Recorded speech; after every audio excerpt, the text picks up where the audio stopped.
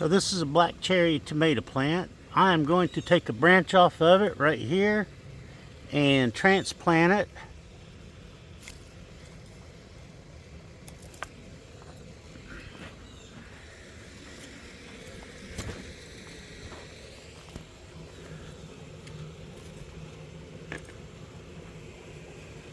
So what I'm going to do is stick a stick straight down into here, move it around nice and easy.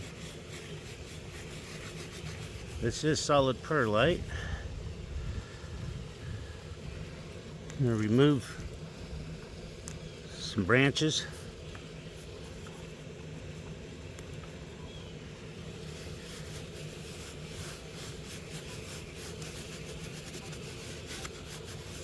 I want to get the hole big enough to where I can stick this branch in.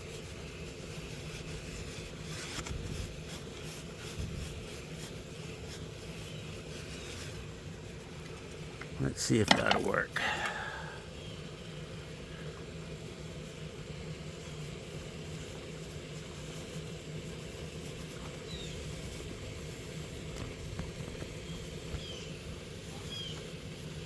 There we go. All right.